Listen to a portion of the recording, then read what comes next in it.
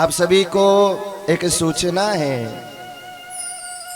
अजमेर में मेरे परम पूज्य प्रातः स्मरणीय गुरुदेव स्वामी शिव ज्योतिषानंद जी महाराज वेदांताचार्य जी, जो कि परम पूज्य प्रातः स्मरणीय मेरे दादा गुरु जी श्रद्धेय सद्गुरुदेव स्वामी भागीरथ दास जी आचार्य जी के शिष्य हैं। और श्रद्धेय गुरुदेव जी ने गुरु जी के चरणों में अपना बाल्यकाल बिता करके और काशी से महान शिक्षा प्राप्त करके और विष्णुई समाज में श्रीमद् भागवत की कथा और कथाओं की परंपरा मेरे गुरुदेव स्वामी शिव ज्योतिषानंद जी महाराज के द्वारा चलाई हुई है। यही आपकी जन्मभूमि है। ओसिया में ही भीम सागर गांव से आपका जन्म हुआ और विष्णुई समाज में कथाओं की परंपरा पूज्यपाद गुरुदेव ने चलाई और उनके कृपा से आज समाज में अच्छे अच्छे कथावाचक संत हमें प्राप्त हुए हैं। तो गुरुदेव पिछले 30 वर्षों से अजमेर में विराज रहे हैं। जब मेरी आयु के थे, पुष्कर में एक संत सम्मेलन था, वहाँ गए तब एक बहुत वृद्ध साधु मिले और उनका आश्रम अजमेर में था। उनके कोई शिष्य था नहीं, वो ब्राह्मण शरीर से साधु थे। तो उन्होंने कहा कि हमारा एक आश्रम है, लेकिन बहुत लोगों ने कब्जा कर लिया, दुकान वालों ने अलग कब्जा और कुछ कमरों का दरवाजा ही अलग बना दिया। 3 पार्टियों का कब्जा हो गया था। तो उन्होंने कहा भाई साधुओं का पुराना स्थान है, मैं तो अब थोड़े दिनों का मेहमान हूँ और ये आश्रम यदि कोई योग्य साधु संभाले तो मैं लिख कर उसके नाम कर देता हूँ। पूज्यपाद गुरुदेव जी ने जाजीवाल गुरु जी से आज्ञा मांगी। गुरु जी ने कहा कोई साधु कह रहा है और साधुओं का कोई स्थान बच जाए तो आप जाओ और उसे संभालो। और गुरु जी ने उस समय उमेदाराम जी साहब वहाँ थे, तो साहब से उनको बहुत सहयोग मिला और धीरे धीरे 7-8 वर्ष के संघर्ष के बाद किराएदारों को कोर्ट के द्वारा खाली करवाकर आश्रम को पूर्ण रूप से आश्रम के रूप में स्थापित किया। वो साधु इतने खुश हुए जैसे हम किसी को एक शॉल दुपट्टा भेंट करते हैं, ऐसे अरबों का आश्रम गुरु जी के नाम करके भेंट कर दिया और वो साधु संसार से चले गए।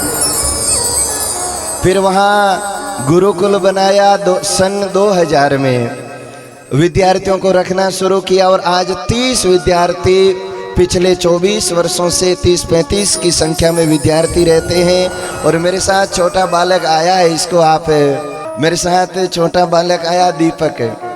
ये कितना समझदार बालक, एक इशारे में कार्य करता है और जब तक मैं इशारा ना कर दूं ये खड़ा रहेगा, बैठेगा नहीं। ऐसे अनेक हजारों विद्यार्थियों ने अजमेर आश्रम से शिक्षा ग्रहण की है।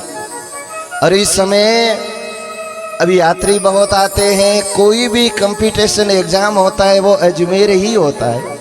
अरे गुरुजी कथा करने आते हैं, मैं भी 4-5 वर्षों से यहाँ आता हूँ तो लोगों से परिचय है, आते हैं। अब आने वालों के लिए वो पुराना आश्रम चूने का बना हुआ, तो जगह कम पड़ रही थी और आप हमें इतनी बढ़िया सुविधा देते हो और आपको कष्ट हो तो हमें संकोच होता है।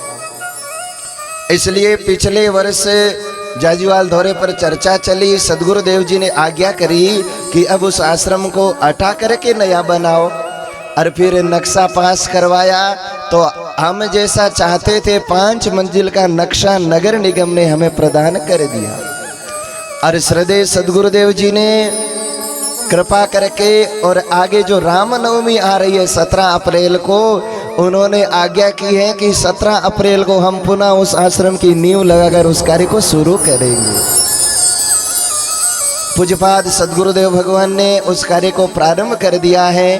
पुराने आश्रम को पूरा हटा करके और नींव लगाने के लिए उसकी पूरी व्यवस्था, खुदाई आदि का कार्य हो चुका है। यहाँ से गुरुजी जाएंगे उद्घाटन करके। 16 अप्रैल को रात्रि में जागरण है, 17 अप्रैल को हवन है, शिलान्यास है। तो आप सभी भक्तों को मैं अपनी ओर से, गुरुजी की ओर से और श्रद्धेय दादा गुरुजी की ओर से आप सभी को हार्दिक आमंत्रण देने आया हूं कि आपका अपना आश्रम है, उस शिलान्यास में आप अवश्य पधारें। आजादी से पहले का स्थान, और जो साधु ने गुरुजी को आश्रम सौंपा वो इतने त्यागी रहे। परम श्रद्धेय ब्रह्मलीन स्वामी सदानंद जी महाराज कभी 1 रुपया को न किसी से लेना और न किसी को देना। रसोई भी नहीं थी, पुराने साधु आते थे, रुकते थे, कोई टिफिन आ जाए तो भोजन कर ले, नहीं तो केवल भजन करने वाले साधु वहाँ रहते थे। और धन का तो न तो लेते थे न किसी को देते थे, इतने त्यागी पहुँचे हुए महात्मा थे। अद्भुत उनका जीवन, आज भी अजमेर के लोग उनको याद करते हैं। और उन्होंने इतना बड़ा आश्रम हमें निःशुल्क दे दिया। उस आश्रम का परंपरा से नाम था श्री संन्यास आश्रम। तो गुरुजी ने बड़े गुरुजी से चर्चा की कि हम इसको नाम बदल के जंबेश्वर संन्यास आश्रम कर दें क्या। तो गुरुजी ने कहा देखो आपा कोई पंखो लगावा तो भी आमणो नाम रखा, कोई भी चीज देवो तो आमणो नाम रखा, और थाने संत इतनी बड़ी प्रसाद दीवी है तो इरो नाम बदलो मत, आप नया बना करके समाज को समर्पित कर दो। तो दिवंगत साधु है उनको ये सच्ची श्रद्धांजलि होगी। तो इसलिए संस्थान का नाम तो वही रखा है, लेकिन पूरा ये आश्रम आज गुरुजी के पास हो चुका है। और मुझे भी गुरुजी ने आज्ञा की है कि अब तुम भी कथाएं करते हो, समाज में आते जाते हो, तो उसमें सहयोग भी करना है और उस आश्रम को बनवाना है। और गुरुदेव ने मुझे भी वहाँ की सेवा सौंप रखी है। और मैंने भी जीवन में एक ही संकल्प लिया है, जब तक जीवन रहेगा हम वहाँ गुरुकुल चलाएंगे और विद्यार्थियों को निःशुल्क शिक्षा प्रदान करेंगे। संस्कृत का विद्यालय है और निःशुल्क शिक्षा प्रदान करते हैं। इसलिए उस आश्रम के इस निमंत्रण के लिए आप सभी से मैं निवेदन करता हूँ, सभी से बहुत हृदय से कहता हूँ, आप उस पल के साक्षी बने।